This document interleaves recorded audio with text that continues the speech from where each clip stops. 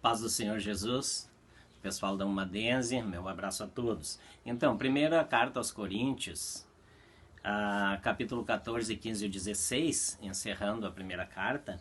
Então, o capítulo 14, eu só tenho que lembrar vocês que o 14 está ligado ao 12, quando Paulo ensina a respeito dos dons espirituais, né? No capítulo 12. Aí ele dá uma pausa antes de continuar falando no capítulo 14 e coloca ali como um elo de ligação entre os dois capítulos o amor, ensinando sobre o amor, né? Que não adianta usar os dons espirituais todos se não for com o amor. Ele diz que mostraria um caminho mais excelente. Para nós entender ali quando ele fala que chegará o dia que aquilo que é em parte será aniquilado. Havendo profecias cessarão, havendo línguas serão aniquiladas. Por quê? Porque chegará o dia da perfeição, o dia que nós seremos transformados, né? Quando nós formos arrebatados com Cristo, não precisaremos mais dos dons espirituais, mas o amor continua. Por quê? Porque é a essência de Deus. Deus é amor. Então o caminho mais excelente que ele fala é o amor. Então, seguindo no capítulo 14 aqui, ele fala, dando continuação, o dom de profecia, que é superior ao dom de línguas. Ele dá 3 características da verdadeira profecia, que está no verso 3, que é para edificação, exortação e consolação, né? E daí lá no verso 26, ele dá uma liturgia de como, quando nós nos reunimos, o que nós fazemos, qual é a liturgia do culto, né? Quando vos ajuntais, um de vós tem salmos, que é louvores, hinos, né? Tem doutrina, ou seja, o ensino da palavra, tem revelação, língua, interpretação, o uso dos dons espirituais, né? Mas faça-se tudo para edificação da igreja, edificação do corpo de Cristo, tá? E aí vamos lá para o capítulo 15, é um assunto muito importante aqui, a doutrina da ressurreição, né? Paulo fala que entre eles, lá no verso 12, ele diz que alguns dentre os irmãos de Corinto não criam na ressurreição. E aí ele apresenta então aspectos, provas. Primeiro, prova histórica que Jesus ressuscitou, do verso 5 ao 11, prova histórica.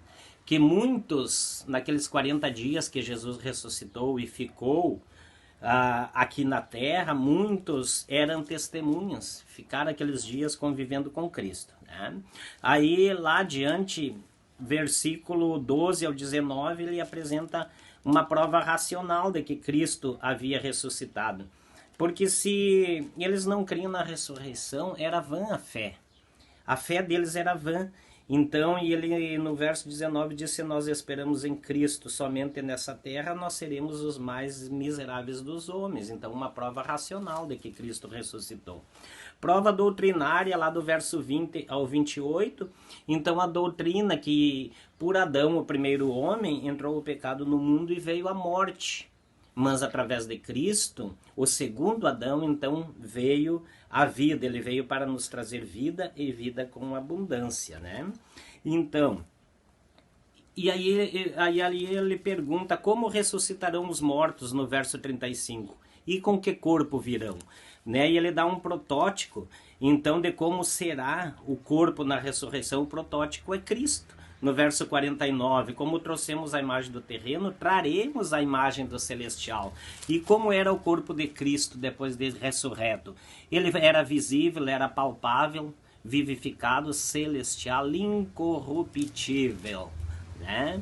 E que maravilha, Jesus não precisava abrir porta para entrar nos espaços, Jesus não precisava percorrer aqueles longos caminhos, né, depois da ressurreição.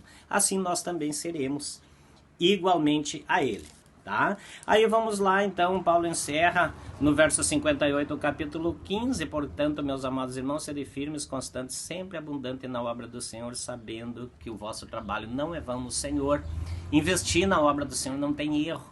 Um consultor financeiro diz que vocês devem sempre esperar o melhor, mas estar preparado para o pior. Só que quem investe no reino de Deus não tem erro, né? O vosso trabalho não é vão no Senhor. Aí o capítulo 16 fala das ofertas. Então, no primeiro dia da semana, lá no verso 2, a oferta então é regular. No primeiro dia da semana, cada um de vós, todos devem contribuir conforme a sua prosperidade, segundo o que cada um tem disponível para abençoar a obra do Senhor. E no verso 3 ele fala que por cartas aqueles que fossem aprovados levariam a oferta. Então a oferta deve ser administrada com sabedoria, com cuidado, porque é um dinheiro em prol da obra de Deus. Muito obrigado, que Deus abençoe a todos em nome de Jesus. Bom estudo!